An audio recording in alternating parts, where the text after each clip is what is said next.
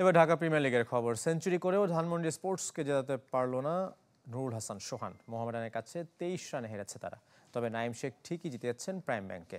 আসরে তার দ্বিতীয় সেঞ্চুরিতে শাহিনপুকুরকে হারিয়েছে 9 উইকেটে, আর গাজী গ্রুপকে 2 উইকেটে হারিয়েছে টেবিল টপার আবাহনী। উৎসবের খুশি হবে নগদে বেশি, কারণ ঘন্টায় ঘন্টায় আছে গিফট জেতার সুযোগ। ক্যাচ নয়, ম্যাচটাই তুলে দিলেন নুরুল হাসান সোহান। এক বল আগে সেঞ্চুরি করে ধানমন্ডি স্পোর্টস ক্লাবকে জয়ের স্বপ্ন দেখানো অধিনায়ক নিজেই দলকে হতাশায় ডোবালেন। মাত্র 24 রান দূরে, হাতে 40 বল, তবু কিসের তারা? সাইফুদ্দিনের স্লো বলের ফাঁদে পড়ে সোহানের সেঞ্চুরিটাই বৃথা। সঙ্গে নিয়ে 217 রানের টার্গেটে ব্যাট করতে নেমে 117 রানে 7 উইকেট হারায় ধানমন্ডি স্পোর্টস ক্লাব। খাদের কিনারা থেকে দলকে টেনে তোলার দায়িত্ব একাই কাঁধে তুলে নেন নুরুল হাসান। টেলেন্ডারদের সাথে ছোট ছোট জুটি গড়েন ধানমন্ডির অধিনায়ক। পরপর 2 বলে ছক্কা মেরে আসরের দ্বিতীয় শতকও তুলে নেন। তবে শেষ পর্যন্ত নায়ক হতে পারেননি নুরুল হাসান। 193 রানে থামে ধানমন্ডি স্পোর্টস ক্লাব।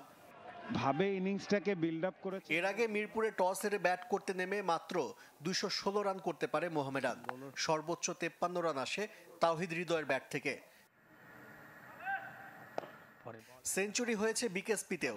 22 গজে ঝড় তুলে আসরে দ্বিতীয় শতক তুলে নেন নাইম শেখ। 64 বলে 104 রানে অপরাজিত এ বাঁহাতি ব্যাটার।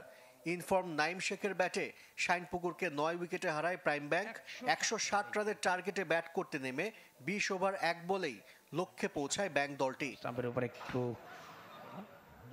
শাহিনপুকুরকে অল্প রানে বেঁধে রাখে শফিকুল ও নাজমুল অপুর বোলিং। দুজনেই 3টি করে উইকেট নেন।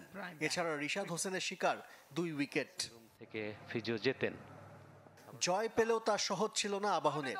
এদিন এনামুল হক বিজয়ের ব্যাট হাসলেও বড় স্কোর করতে পারেনি গাজী গ্রুপ। থেমেছে মাত্র 199 রানে। মুমিনুল হক নেন 4 উইকেট। জবাবে মোহাম্মদ মিথুন ও নাজমুর শান্তর ব্যাটে জয়ের পথে ছিল আকাশী নীলরা। এই দুজনের বিদায়ের পর দ্রুত উইকেট হারাতে থাকে আবাহনী।